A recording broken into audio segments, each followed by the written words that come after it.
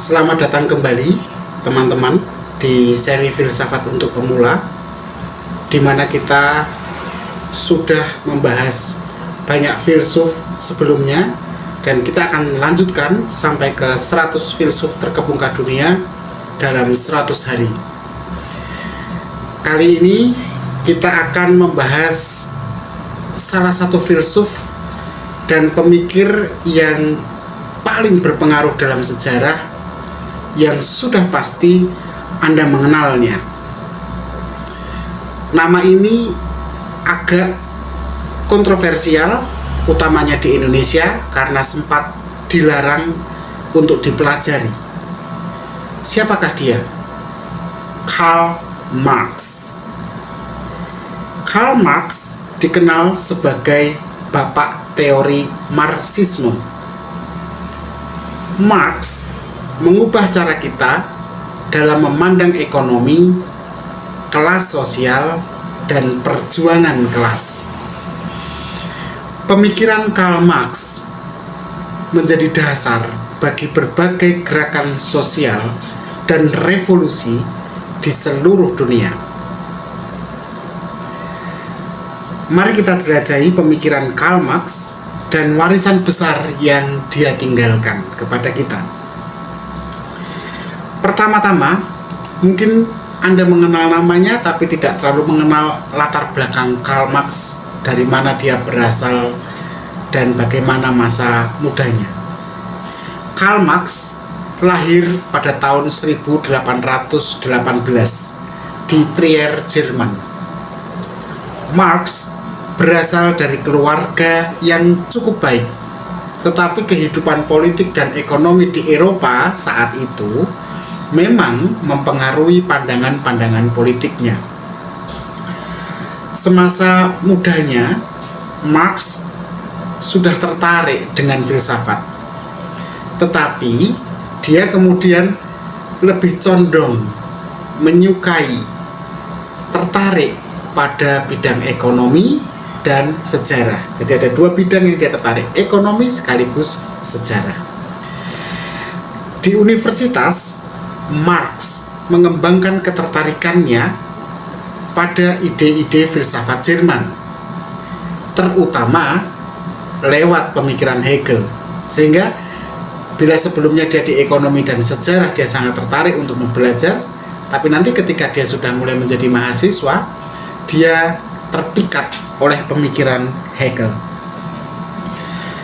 Karl Marx menghabiskan sebagian besar hidupnya di pengasingan, terutama di London, tempat di mana Karl Marx itu menghabiskan banyak waktu hidupnya untuk menulis karya-karya monumental yang akhirnya nanti akan mempengaruhi pandangan dunia dan mengubah tatanan dunia. Karya-karya apa dari Karl Marx yang fenomenal itu? Yang pertama berjudul Das Kapital, dan yang kedua berjudul Le Communist Manifesto. Nah, seperti apa sebenarnya pandangan Karl Marx tentang sejarah dan yang sering disebut dengan istilah materialisme sejarah? Salah satu konsep utama dalam pemikiran Karl Marx adalah teori materialisme sejarah atau materialisme historis. Marx berpendapat bahwa sejarah manusia adalah sejarah perjuangan kelas. Jadi begini maksudnya. Jadi dalam pandangan dia, perubahan sosial dan ekonomi itu tidak terjadi secara kebetulan, tetapi ditentukan juga oleh kondisi material, yaitu kondisi semacam apa? Yaitu cara kita memproduksi dan mengatur harta kekayaan atau harta kita. Nah, Marx melihat bahwa sepanjang sejarah masyarakat itu sendiri terbagi menjadi kelas-kelas sosial yang memiliki hubungan yang saling bertentangan antara satu kelas dan kelas lainnya, seperti antara kelas tuan tanah dan kelas petani, antara kelas pemilik modal dan pabrik dan kelas buruh. Ini selalu bertentangan. Menurut Marx, kelas yang memiliki kekuasaan ekonomi atau kemudian dikenal dengan, atau dia menyebutnya sebagai kapitalis, mendapatkan keuntungan dari kelas pekerja kelas bawahnya yang tertindas.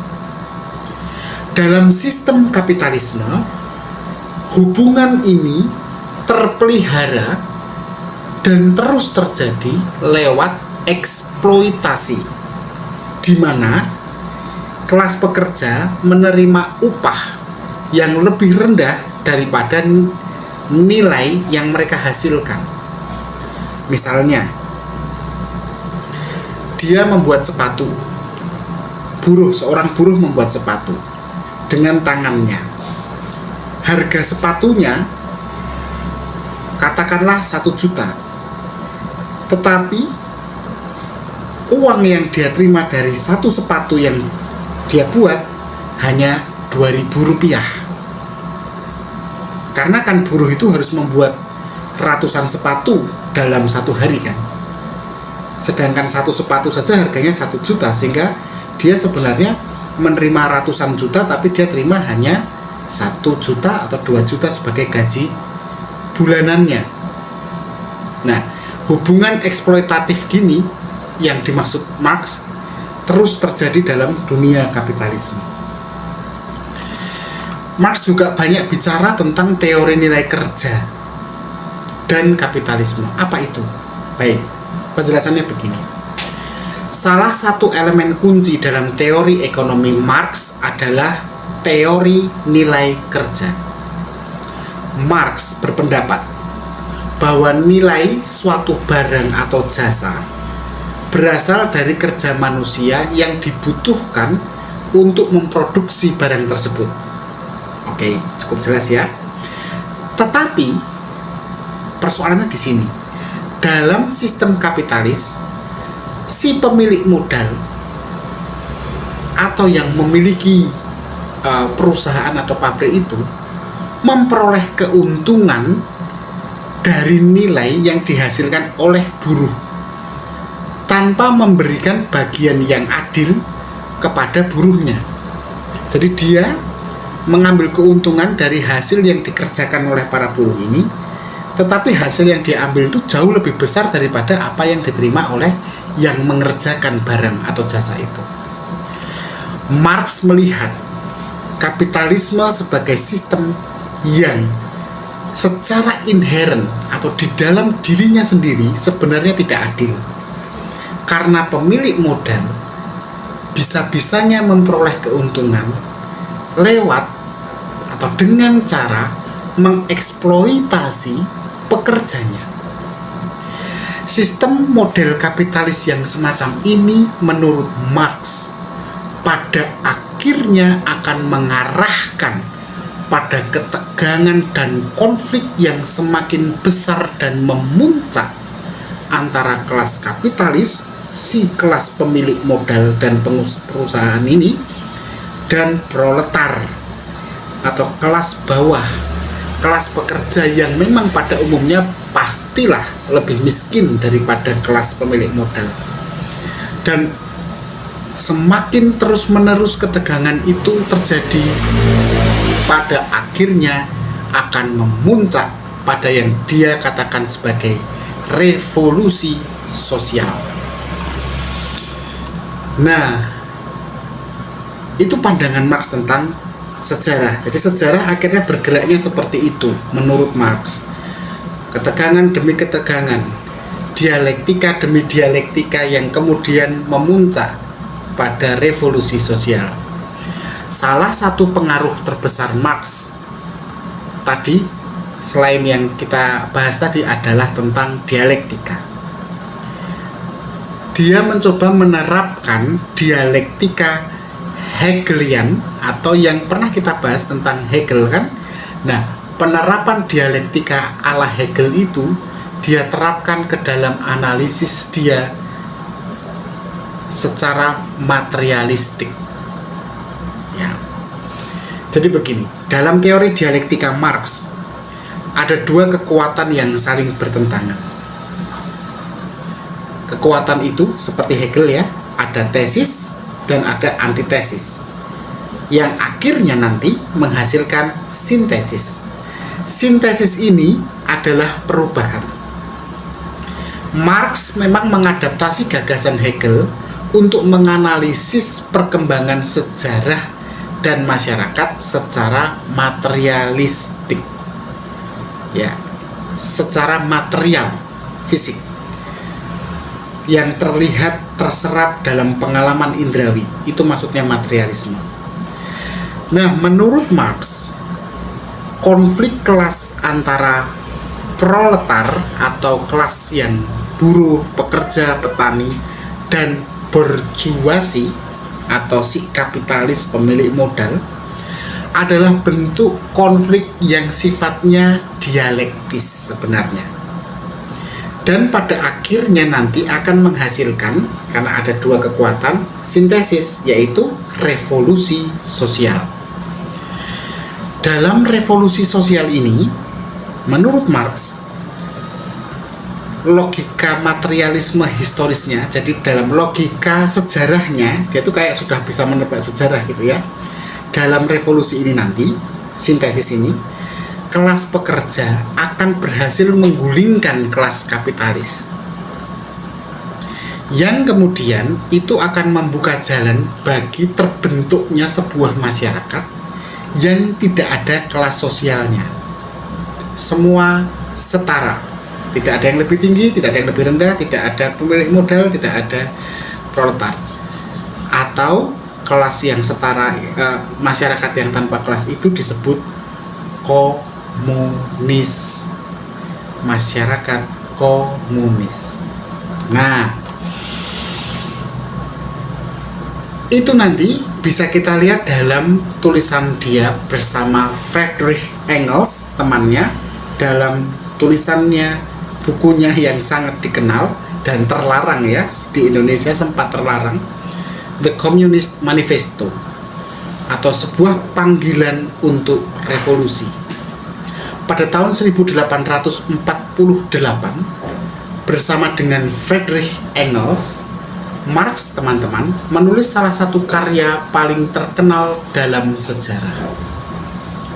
Karya itu dijuduli The Communist Manifesto.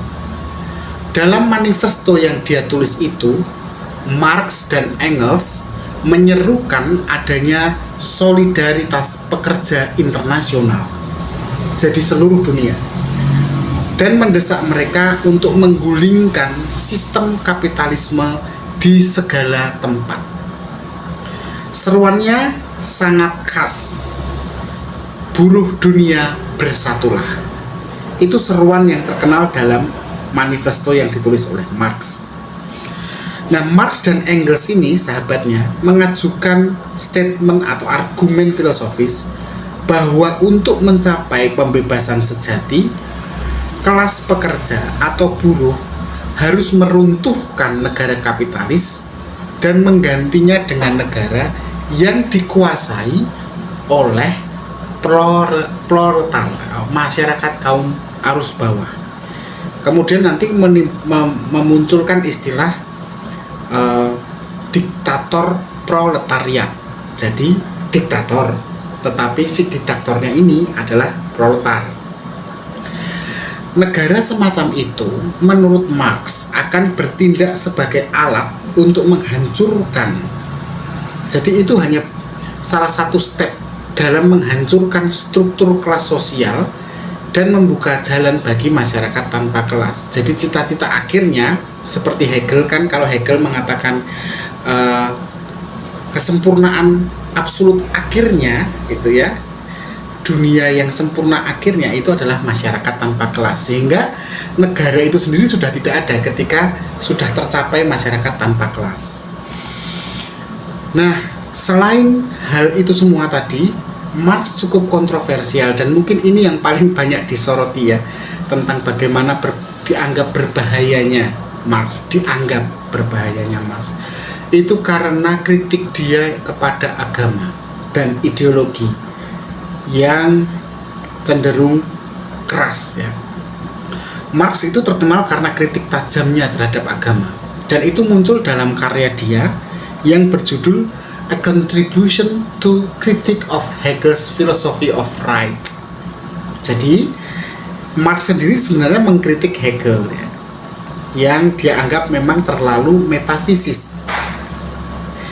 Dalam karya Marx yang judulnya A Contribution to Critique of Hegel's Philosophy of Right, Marx menuliskan bahwa agama adalah candu masyarakat. Apa sebenarnya yang dimaksud Marx dengan agama sebagai candu masyarakat? Jadi dalam pikiran Marx, agama sering digunakan oleh kelas penguasa untuk menenangkan dan mengalihkan perhatian kelas pekerja dari penderitaan mereka. Karena kelas pekerja yang menderita itu kemudian tidak lagi merasa menderita karena ditenangkan oleh agama, maka mereka tidak melakukan tugas sejarahnya untuk melawan kelas pemilik modal. Begitu logikanya Marx. Jadi Marx berpendapat bahwa agama ini memberikan penghiburan palsu yang menghambat perubahan sosial yang sebenarnya. Nah, itu bukan hanya agama sebenarnya, teman-teman. Marx itu sebenarnya lebih mengkritik ideologi yang menenangkan itu, termasuk hukum dan sistem nilai sosial lainnya.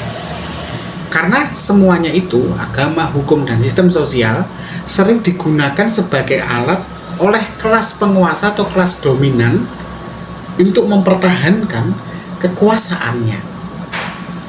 Oleh karena itu, perubahan sosial yang sejati hanya bisa tercapai melalui perubahan dalam kondisi material dan struktur ekonomi yang tepat atau yang pas.